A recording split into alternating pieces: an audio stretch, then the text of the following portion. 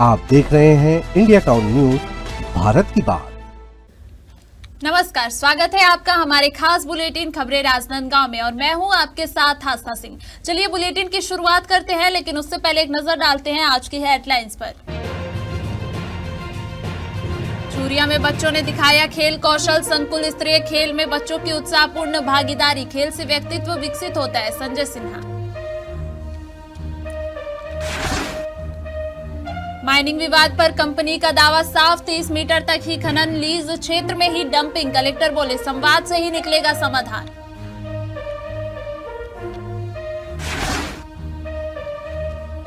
किसान सम्मेलन में उमड़ा जन सैलाब, छुई खदान में किसानों का हुजूम। भूपेश बघेल का सीधा संवाद, धान खरीदी अव्यवस्था पर किया हमला। नीट पीजी कोटा विवाद तेज, पीजी सीट फेरबदल पर मेडिकल छात्रों में उबाल। छात्रों का सरकार से पुनर्विचार पर आग्रह।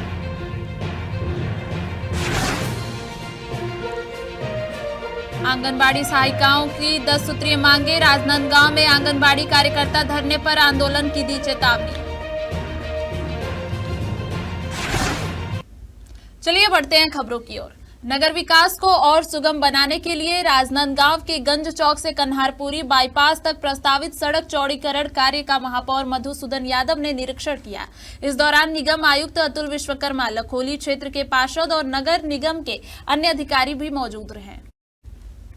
इस दौरान महापौर ने क्षेत्रवासियों से चर्चा कर उनके सुझाव और समस्याओं को जाना। उन्होंने कहा कि शहर के यातायात के दबाव को देखते हुए और सुगम आवागमन सुनिश्चित करने के लिए यह सड़क निर्माण आवश्यक है। सड़क चौड़ीकरण के दौरान प्रभावित घरों और व्यवसायों का कम से कम नुकसान सुनिश्चित किया जाएगा। वहीं नगर निगम आयुक्त ने बताया कि मुख्यमंत्री नगर उत्थान योजना के तहत लखोली रोड निर्माण के लिए 14 करोड़ 54 लाख रुपए स्वीकृत किए गए हैं। प्रस्तावित कार्य में 2.5 किलोमीटर सड़क का चौड़ीकरण, दोनों तरफ नाली निर्माण और डिवाइडर का निर्माण शामिल है। सर्वे और मार्किंग की प्रक्रिया पूर्ण हो चुकी है। टेंडर प्रक्रिया के बाद निर्माण का कार्य प्रारंभ किया जाएगा।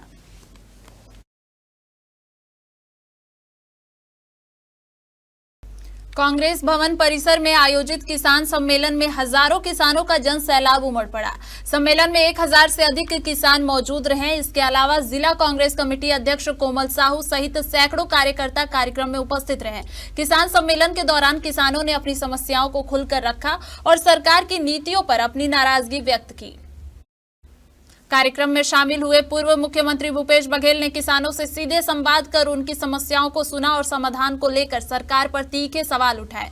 बघेल ने कहा, मैं किसान का बेटा हूं, किसानों की लड़ाई लड़ने आया हूं। छुई खदान की धरती को प्रणाम करता हूं। हमारी सरकार में एक एक दाना धान खरीदा जाता था, आज हजारों किसानों के नाम काट दिए गए हैं। कार्यक्रम में धान खरीदी की अव्यवस्था, श्री सीमेंट कंपनी की जनसुनवाई रोकने और जमीन संरक्षण को मुख्य मुद्दों के रूप में जोरदार तरीके से उठाया गया, जहां किसानों ने खुले मंच से अपनी समस्याएं पूर्व मुख्यमंत्री के सामने रखी। वहाँ कोई प्लांट लगे, क्योंकि वो खेती की जमीन है, उपजाऊ जमीन है, 3 फसली जमीन है और उसे औने पौने दाम में बिचौलिए के माध्यम से खरीदना चाहती है प्लांट मालिक। वो इनको बर्दाश्त बिल्कुल नहीं है। ये चाहते हैं कि यहाँ न कोई जन सुनवाई हो, न यहाँ कोई प्लांट लगे। खदान की नीलामी एक प्रक्रिया है। दूसरी बात ये है कि आप प्लांट लगाना चाहते हैं, किसान नहीं चाहते तो हम उसको समर्थन कर रहे हैं ना। वो प्लांट और कहीं लगा सकते हैं, है ना। वो खदान जो है, खदान नीलामी सब जगह होती है और उसे चाहे वो गिट्टी खदान हो, मुरम खदान हो, रेत खदान हो, सबकी नीलामी होती है। उसकी एक प्रक्रिया है ना। उस प्रक्रिया के तहत ही किया गया। लेकिन ये गांव के लोग नहीं चाहते कि हमारे गांव में प्लांट लगे। हम गांव वाले साथ हैं। चूरिया विकास खंड के ग्राम पंचायत पांडे टोला में संकुल स्तरीय बाल क्रीड़ा प्रतियोगिता का शुभारंभ एवं खोबा में समापन समारोह आयोजित किया गया। कार्यक्रम के दौरान बच्चों ने उत्साहपूर्वक विभिन्न प्रतिस्पर्धाओं में भाग लिया और अपने कौशल का शानदार प्रदर्शन किया। कार्यक्रम के मुख्य अतिथि चूरिया जनपद पंचायत अध्यक्ष संजय कुमार सिन्हा रहे। इस दौरान कार्यक्रम को संबोधित करते हुए संजय सिन्हा ने संकुल स्तरीय क्रीड़ा प्रतियोगिताओं को शिक्षा व्यवस्था का महत्वपूर्ण अंग बताया। उन्होंने कहा कि विद्यालय के बाद संकुल स्तर पर बच्चों को अपनी प्रतिभा दिखाने का बड़ा अवसर मिलता है, जो उनके सर्वांगीण विकास में अहम भूमिका निभाता है। कार्यक्रम में सरपंच कीर्तन साहू सहित बड़ी संख्या में खिलाड़ी, शिक्षक और ग्रामीण जन उपस्थित रहे। छत्तीसगढ़ के छुरिया ब्लॉक स्थित लाटमेटा गांव में 2 दिवसीय राज्य स्तरीय जूनियर खो खो प्रतियोगिता का आयोजन हुआ। प्रतियोगिता में 26 जिलों की 52 टीमों के 730 खिलाड़ी और कोच सहित कुल 850 प्रतिभागियों ने हिस्सा लिया। इस दौरान मंच पर उप मुख्यमंत्री अरुण साव मौजूद रहे, जिन्होंने खो खो खेल को बढ़ावा दिया और कहा कि गांव के हर बच्चे को खो खो खेलना चाहिए। शुभारंभ कार्यक्रम में विधायक भोलाराम साहू उपस्थित रहे, जबकि सरपंच नरेश शुक्ला ने अध्यक्षता की। विधायक ने खिलाड़ियों को शुभकामनाएं देते हुए कला मंच और सीसी रोड निर्माण के लिए 5-5 लाख रुपए की घोषणा की। वहीं सांसद संतोष पांडे ने खिलाड़ियों को मार्गदर्शन दिया और 7 लाख रुपए की लाइट व्यवस्था की घोषणा की। प्रतियोगिता में बालक और बालिका वर्ग में दुर्ग जिले की टीमों ने शानदार प्रदर्शन करते हुए दोनों वर्गों में खिताब पर कब्जा लिया। बालिका वर्ग में तीसरा स्थान राजनांदगांव और चौथा स्थान भिलाई ने प्राप्त किया। श्री सीमेंट परियोजना को लेकर चल रहे विवाद के बीच कंपनी और जिला प्रशासन ने स्थानीय पीडब्ल्यूडी रेस्ट हाउस में संयुक्त प्रेस वार्ता कर अपना पक्ष स्पष्ट किया।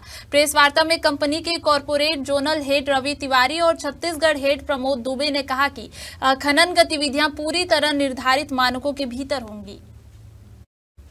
प्रेस वार्ता में बताया गया कि परियोजना क्षेत्र में खनन की अधिकतम गहराई 30 मीटर रखी जाएगी और डंपिंग पूरी तरह 404 हेक्टेयर की माइनिंग लीज सीमा के भीतर ही होगी। कंपनी प्रतिनिधियों ने दावा किया है कि किसानों से जमीन पारदर्शी तरीके से बाजार मूल्य पर खरीदी गई है और स्थानीय युवाओं को रोजगार में प्राथमिकता दी जाएगी। प्रेस वार्ता में मौजूद कलेक्टर इंद्रजीत सिंह चंद्रावल ने कहा कि परियोजना से क्षेत्र में विकास व रोजगार के अवसर बढ़ेंगे। ग्रामीणों के विरोध पर उन्होंने कहा कि प्रशासन बातचीत के लिए तैयार है। कलेक्टर ने 2 टूक कहा, समस्या का समाधान संवाद और जनसुनवाई से ही संभव है कि जो खैरागढ़ छुई खदान में हम लोगों को सरकार के द्वारा ऑक्शन मेथड पर माइंस अलॉट हुई है। इसके लिए हम लोग जनसुनवाई कर रहे हैं। यहाँ पर खदान भी होगी और प्लांट भी सीमेंट प्लांट भी लगाया जाएगा, जो 3.5 मिलियन टन का प्लांट होगा। इसके कारण सबसे पहला स्टेप होता है पब्लिक हियरिंग का, जो हम यहाँ कराने आए हैं। अब यहाँ पर जो ग्रामीणों का विरोध है वो हम आज तक नहीं समझ पाए कि विरोध किस बात का है। हम कौन सा यहाँ नुकसान करने आए हैं, किसी की ज़मीन लेने आए हैं कि छीनने आए हैं, क्या है। छत्तीसगढ़ के अंदर 10 सीमेंट प्लांट हैं और जहाँ सीमेंट प्लांट लगे हैं वहाँ के आसपास का जो गांव है वो चमन हुआ है, वहाँ के लोगों को रोजी रोटी मिली है, वहाँ का गांव का स्तर बढ़ा है, शिक्षा का स्तर बढ़ा है, सब कुछ बढ़ता है एक इंडस्ट्री के आने से। यहाँ पर विरोध का कोई कारण तो मुझे बताए जिसका हम जवाब नहीं दे पाए। सर, जो प्रेस वार्ता हम लोगों ने रखी थी वो इस विषय में रखी थी कि हमें लग रहा है कि काफ़ी कुछ ऐसी भ्रम की स्थिति भी है जिसके चलते कि कुछ समझ का आदान प्रदान भी कम हो रहा है। तो उस भ्रम की स्थिति को दूर करने के लिए क्या वास्तविक वस्तुस्थिति है चीज़ों की और क्या उसके बारे में प्रशासन का या जो कंपनी प्लांट लगाने वाली है उनका क्या कहना है, तो वो स्थिति को दूर करने के लिए और उस गतिरोध को दूर करने के लिए आज प्रेस वार्ता आप मीडिया बंधुओं के माध्यम से हमने रखी थी। और इस प्रेस वार्ता के माध्यम से कुछ चीज़ें मैं बिल्कुल मानता हूं कि आम जनता तक भी पहुंचेगी, स्पेशली उन गांव तक जो कि अभी प्रभावित की श्रेणी में आ रहे हैं। और इसके बाद भी इनके और अन्य कोई दुविधा या डाउट्स रहेंगे या कोई और मंच उनको ऐसा लगेगा जहां पे कि एक बैठक करने की संभावना है, क्योंकि सारे समाधान संवाद से ही बन सकते हैं। तो ऐसा कोई मंच उनको लगेगा जहाँ पे कि एक और संवाद करना या बैठक करनी है, तो उसके लिए भी जिला प्रशासन तत्पर रहेगा। वक्त हो चुका है एक छोटे से ब्रेक का। बने रहिए इंडिया टाउन न्यूज के साथ। कभी कभी चेहरे का छुपा दर्द दुनिया नहीं देख पाती है। दाग, मुहासे, झाइयां सब आपके आत्मविश्वास को कम कर देता है, पर अब नहीं, क्योंकि Rukhsana glow and fair face pack जो दे आपकी स्किन को वो प्यार जो सिर्फ प्रकृति दे सकती है। हर लेयर को साफ करे, हर दाग को करे हल्का और आपकी मुस्कान फिर से लौटाए, because you deserve to glow naturally.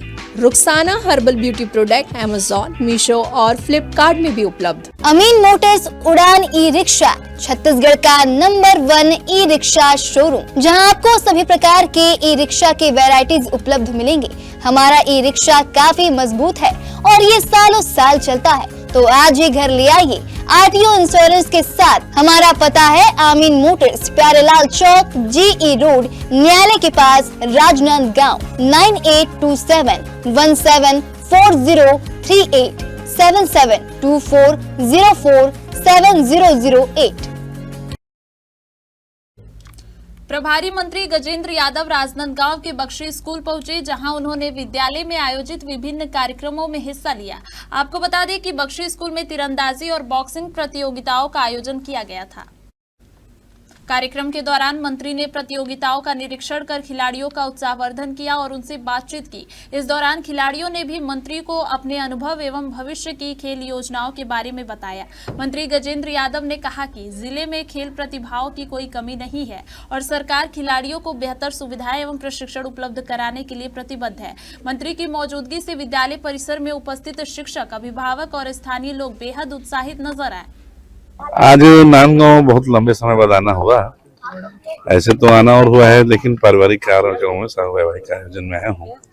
आज पहली बार शासकीय आयोजन में आया हूँ। एक पहले भारतीय जनता पार्टी के नए नवनियुक्त जो पदाधिकारियों की बैठक हुई, अभी आर्चरी ये कार्यक्रम में आया हूँ। और आज हम लोग डीएमएफ फंड से जो बनने वाले क्या बोलते बॉक्सिंग क्लब का हमने उद्घाटन किया और अभी यहाँ से जिला पंचायत सभागार जाएंगे, जहाँ शिक्षा विभाग के सारे कार्यों की समीक्षा करेंगे। प्रदेश सरकार द्वारा नीट पीजी सीटों के फेरबदल के तहत स्थानीय विद्यार्थियों को मिलने वाला 50% कोटा समाप्त कर दिया गया है। इस निर्णय के बाद से प्रदेश भर के मेडिकल छात्रों में गहरी नाराजगी देखने को मिल रही है। इस विषय में मुख्यमंत्री के राजनांदगांव आगमन पर शासकीय मेडिकल कॉलेज के छात्रों ने विरोध दर्ज कराते हुए एक ज्ञापन सौंपा। छात्रों ने मांग की है कि पीजी में स्थानीय छात्रों के लिए पूर्व में लागू 50% आरक्षण को यथावत रखा जाए, क्योंकि यह व्यवस्था प्रदेश के मेडिकल विद्यार्थियों को आगे बढ़ने का अवसर प्रदान करती है। छात्रों ने बताया कि कोटा समाप्त होने से स्थानीय छात्रों की प्रतिस्पर्धा और अधिक कठिन हो जाएगी और वे बाहर के राज्यों से आने वाले छात्रों के मुकाबले पिछड़ सकते हैं। छात्रों का कहना है कि सरकार को निर्णय पर पुनर्विचार करना चाहिए ताकि प्रदेश के युवाओं का भविष्य सुरक्षित रह सके। तो मैं आपको बताने जा रहा हूं कि हमारी सरकार ने छत्तीसगढ़ में पहले जो पीजी की मेडिकल सीट 50% थी, अब उसको बढ़ा के बाहर वालों के लिए 75% कर दिया है तथा लोकल लोगों के लिए उसको घटा दिया है और वो अब 25% ही बचा है, जिससे यहाँ के स्थानीय लोगों को थोड़ा समस्या होगी और जो स्थानीय लोग अच्छे से जिस भाषा में बात कर सकते हैं, एक समस्या को समझ सकते हैं, अब वो मरीज को उतने अच्छे से कोई बाहर का अगर व्यक्ति यहाँ आके पीजी करता है तो उसको उन बीमारियों का इलाज करने में भी दिक्कत होगी और वो उतना अच्छे से मरीज को समझ भी नहीं पाएगा। अभी जैसा कि हमारे साथी ने बताया, इस मामले का मैं पुरजोर विरोध करता हूँ और इस पर आपत्ति दर्ज करता हूँ। अभी इससे हमारे बहुत समस्या होगी, यहाँ के स्थानीय लोगों को भी और हमारे स्थानीय डॉक्टरों को भी यहाँ पे मतलब इस संबंधित बहुत समस्या होगी। जैसे कि यहाँ के जो अभी डॉक्टर होंगे यहाँ सेवा देंगे तो वो यहाँ की लोकल लैंग्वेज में। हमने मुख्यमंत्री जी को, माननीय मुख्यमंत्री जी को ज्ञापन दिया है, जो कि यहाँ पर नीट पीजी की काउंसलिंग में फेरबदल किया गया है। हमारे यहाँ छत्तीसगढ़ में राज्य काउंसलिंग के अंदर पहले 50% कोटा हुआ करता था, जो कि घटाकर अभी 25% कर दिया गया है। इसके अंतर्गत हमने माननीय मुख्यमंत्री जी को ज्ञापन सौंपा है। कब से आदेश लागू हुआ और इससे आप लोग को क्या फर्क पड़ने वाला है? ये आदेश अभी दिसंबर से चालू हुआ है। पहले नवंबर तक 50% ही कोटा हुआ करता था, अभी फिलहाल में काउंसलिंग स्टार्ट हुई है। उसके अंतर्गत जो 50% कोटा था उसको घटाकर 25% कोटा कर दिया गया है और 25% कोटा को ओपन कोटा में कन्वर्ट कर दिया गया है। इससे नुकसान कहीं ना कहीं हमें भी है, कहीं ना कहीं छत्तीसगढ़ के लोकल आम जन को भी है। जैसे कि देखा जाता है तो यहाँ के लोकल लोग जो यहाँ से पीजी करेंगे वो यहाँ लोकल लोगों को सर्विस देंगे, वैसे ही जो बाहर के लोग आएंगे बाहर की सीटों पे वो अपना पीजी करेंगे और बाहर चले जाएंगे। उससे यहाँ के जो लोकल लोग हैं उनको उनकी सर्विस या मिलने में थोड़ी परेशानी होगी। क्या मांग कर रहे हैं? मांग यही करते हैं कि जो पहले यथावत था उसी को आगे किया जाए। छत्तीसगढ़ की आंगनबाड़ी कार्यकर्ता और सहायिकाओं ने सरकार के खिलाफ मोर्चा खोल दिया है। प्रदर्शनकारी अपनी लंबित मांगों को लेकर धरने पर हैं। इसी कड़ी में आंगनबाड़ी कार्यकर्ता और सहायिकाओं ने अपनी 10 सूत्रीय मांगों को लेकर राजनांदगांव कलेक्टर परिसर में के सामने 3 दिवसीय हड़ताल शुरू कर दी है। आंगनबाड़ी सहायिकाओं का कहना है कि इससे पहले भी उन्होंने अपनी मांगों को लेकर आंदोलन और धरना दिया था, लेकिन केंद्र सरकार उनकी समस्याओं की ओर ध्यान नहीं दे रही है। सहायिकाओं का कहना है कि अगर उनकी मांगों को अनदेखा किया गया तो वे भविष्य में और उग्र आंदोलन करने के लिए बाध्य होंगी। उन्होंने सरकार से तुरंत उनकी मांगें पूरी करने की अपील की है। आपको बता दें कि आंगनबाड़ी कार्यकर्ताएं लंबे समय से अपनी मांगों को सरकार के सामने रख रही हैं, पर राज्य और केंद्र सरकार की तरफ से सकारात्मक जवाब न मिलने पर कार्यकर्ताओं में नाराजगी और असंतोष है। हम लोग 10 सूत्री मांग को लेकर हड़ताल कर रहे हैं। आज हड़ताल का दूसरा दिन है। कल हम लोग रैली भी निकालेंगे, कलेक्ट्रेट से यहाँ से निकलेगी रैली। हम लोग अपनी 10 सूत्री मांगों को लेकर सरकार के सामने हर साल हड़ताल करते हैं, लेकिन सरकार हमारा 2018 से केंद्र सरकार हमारी कोई मांगे पूरा नहीं कर रही है। राज्य सरकार तो थोड़ा ध्यान दिए थे, लेकिन केंद्र सरकार तो ध्यान ही नहीं दे रही है। हम केंद्र सरकार के ऊपर सबसे ज्यादा हमारा फोकस उन्हीं के ऊपर है। हम हड़ताल उन्हीं के ऊपर ज्यादा ध्यान कर रहे हैं। हम लोगों का न्यूनतम वेतन 26,000 मिलना चाहिए।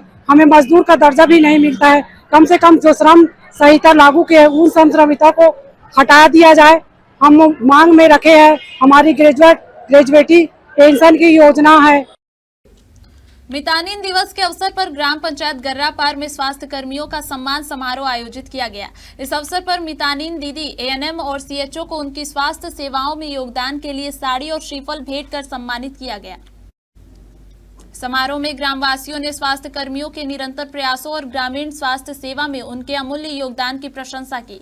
कार्यक्रम में मुख्य रूप से सरपंच अजय साहू, उप सरपंच नीलम कुर्रम, पंच कविता सिन्हा, रैनबाई मंडावी और बच्चे बड़ी संख्या में उपस्थित रहे।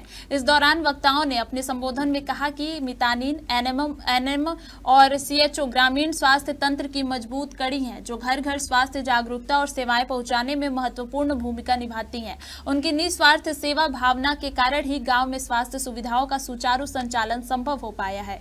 ग्राम पंचायत गर्रापार की ओर से सभी स्वास्थ्य कर्मियों का आभार व्यक्त करते हुए उनके उज्जवल भविष्य की कामना की गई और उनके प्रत्येक कार्य में सहयोग प्रदान करने का विश्वास दिलाया गया। आंध्र प्रदेश के नंदायल में आयोजित तीसरी ऑल इंडिया जूनियर राष्ट्रीय चैंपियनशिप 2025-26 में छत्तीसगढ़ की टीम ने शानदार प्रदर्शन किया। देश के 14 राज्यों की 36 टीमों के बीच आयोजित इस प्रतियोगिता में छत्तीसगढ़ की 4 टीमों और 48 खिलाड़ियों ने खेल का जौहर दिखाया। राज्य के 6 जिलों से चयनित खिलाड़ियों ने फुटबॉल, खो-खो, कबड्डी और बैडमिंटन जैसे खेलों में अपना हुनर दिखाया। आपको बता दें कि फुटबॉल और बैडमिंटन में प्रथम स्थान प्राप्त करने वाले खिलाड़ियों के साथ खो-खो और कबड्डी में प्रदेश के खिलाड़ियों ने द्वितीय स्थान हासिल किया। खिलाड़ियों के शानदार प्रदर्शन के उपरांत रायपुर लौटने पर छत्तीसगढ़ विधानसभा अध्यक्ष डॉक्टर रमन सिंह ने सभी खिलाड़ियों का अपने निज निवास में सम्मान किया और उन्हें उज्जवल भविष्य की शुभकामनाएं दी। इस अवसर पर पूर्व विधानसभा अध्यक्ष धर्मलाल कौशिक भी मौजूद रहे। समारोह का संचालन राजनांदगांव भाजयुमो के जिलाध्यक्ष मोनू बहादुर सिंह ने किया। यह बेहद गर्व का विषय है कि छत्तीसगढ़ के युवा खिलाड़ी न केवल राज्य का नाम रोशन कर रहे हैं, बल्कि राष्ट्रीय स्तर पर भी खेल की दुनिया में अपनी पहचान बना रहे हैं। उनका यह उपलब्धि पूरे प्रदेश के लिए गौरव का विषय है। छत्तीसगढ़ के युवा खिलाड़ियों की इस उपलब्धि ने साबित कर दिया है कि मेहनत और लगन से न केवल राज्य का नाम रोशन होता है, बल्कि राष्ट्रीय स्तर पर भी पहचान बनाई जा सकती है। ये सितारे भविष्य में और भी ऊंचाइयों को छूने के लिए तैयार हैं। राजनांदगांव जिले में राज्य में सबसे अधिक रकबा समर्पण का काम किया गया है। जिले के 5,781 किसानों ने 481.87 हेक्टेयर जमीन समर्पित की है। किसानों द्वारा रकबा समर्पण करने से कोचियों और बिचौलियों पर रोक लगेगी और समर्थन मूल्य पर धान की खरीदी सुचारू रूप से होगी। आपको बता दें कि समर्थन मूल्य पर धान खरीदी के लिए जिले में 1,31,437 किसानों ने 1,49,402 हेक्टेयर भूमि का पंजीकरण कराया है। कलेक्टर जितेंद्र यादव ने बताया कि 15 नवंबर से शुरू हुई खरीदी केंद्रों में अब तक किसान 1,10,000 क्विंटल से अधिक धान बेच चुके हैं। उन्होंने कहा कि रकबा समर्पण से अवैध धान रखने वाले कोचियों की गतिविधियों पर अंकुश लगेगा। दरअसल जिले में अवैध धान रोकने के लिए प्रशासन लगातार कार्रवाई कर रहा है। अब तक 152 प्रकरणों में 18,983 क्विंटल अवैध धान जब्त की जा चुकी है। इसके साथ ही कोचियों के 11 वाहन भी जब्त किए गए हैं। प्रशासन ने अवैध धान बेचने में संलिप्त कोचियों और बिचौलियों के खिलाफ आपराधिक प्रकरण दर्ज किए गए हैं। कलेक्टर ने किसानों से अपील की है कि वे रकबा समर्पण और समर्थन मूल्य पर धान बिक्री में सहयोग जारी रखें ताकि अवैध धान के कारोबार पर पूरी तरह रोक लग सके। देखिए साहब, धान खरीदी हमारे जिले में पिछले 15 तारीख से चल रही है। इस संबंध में किसानों द्वारा 1,10,000 क्विंटल से ज़्यादा धान बेचा जा चुका है और इसके संबंध में जो कोचियों पे कार्रवाइयाँ हो रही है उसमें हमने किसानों से आह्वान किया कि कोचियों की अगर कमर तोड़नी है तो किसान भाइयों के बिना संभव नहीं है।